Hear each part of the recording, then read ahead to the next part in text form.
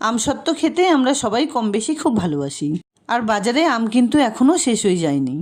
তাই বাজারে পাকা আম থাকতে থাকতেই খুব সহজেই বানিয়ে নাও পাকা আমের আমসত্ত্ব।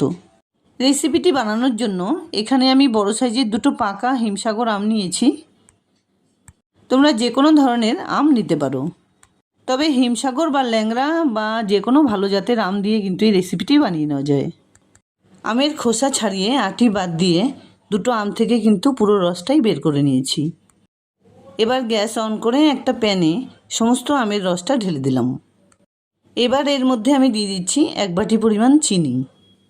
আমের পরিমাণ বা মিষ্টত্ব অনুযায়ী কিন্তু চিনি ব্যবহার করা উচিত। এবার গ্যাসের ফ্লেমটাকে লো টু মিডিয়ামে রেখে কন্টিনিউ নাড়াচাড়া করে আমের রসটা জাল করে নিতে হবে। গ্যাসের ফ্লেমটাকে মিডিয়ামে রেখে 5-6 মিনিট ধরে কন্টিনিউ নাড়াচাড়া করে জাল করে নেবার পর এর মধ্যে দিয়ে দিলাম একটুখানি ভিনিগার। ভিনিগার ছাড়াও কিন্তু এটা খুব ভালো থাকবে, তবে ফ্রিজ ছাড়া যদি রাখতে হয় এর মধ্যে কিন্তু কিছুটা পরিমাণ ভিনিগার বা লেবুর রস মিশিয়ে দিতে হবে। একটা থালাতে আগে থেকে তেল মাখিয়ে নিয়েছিলাম। 8 থেকে 10 মিনিট ধরে জাল করে নেবার পর আমের রসটাই থালাতে ঢেলে দিলাম। আমসত্ত্ব বানানোর 2 রকম পদ্ধতি আমি দেখিয়ে দিচ্ছি, তোমাদের যেটা পছন্দ হয় বা যেভাবে সুবিধে সেভাবেই বানিয়ে নেবে। প্রথম অবস্থায় বর্ষার সিজনে কিন্তু সবসময় কড়া রোদ নাও থাকতে পারে। একটা এরকম বড় তাওয়ার উপরে থালাটাকে বসিয়ে লো ফ্লেমে এভাবে স্টিমেও কিন্তু আমসত্ত্ব বানিয়ে নেওয়া যাবে।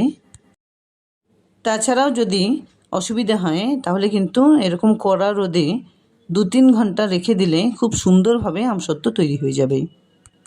তোমাদের যেটা পছন্দ বা যেভাবে পছন্দ বানিয়ে নেবে। কড়া রোদে 4-5 ঘন্টা ধরে থালাটাকে রেখে আমি এটাকে তুলে নিয়ে এসেছি। রোদে শুকিয়ে আমের রসটা কিন্তু খুব সুন্দরভাবে টাইট হয়ে গেছে। যদি সম্ভব হয় আরও 2-3 ঘন্টা রোদে রেখে দিলে আরও ভালো হবে। মজাদার আমসত্ত্ব কিন্তু একদম রেডি। ভালো লাগলে লাইক শেয়ার কমেন্টস করতে ভুলবে না প্লিজ। আর এরকম নিত্য নতুন রেসিপি পাওয়ার জন্য প্লিজ পেজটাকে ফলো করে নিও। দেখা হচ্ছে নতুন কোনো রেসিপি নিয়ে। ভালো থেকো, ধন্যবাদ।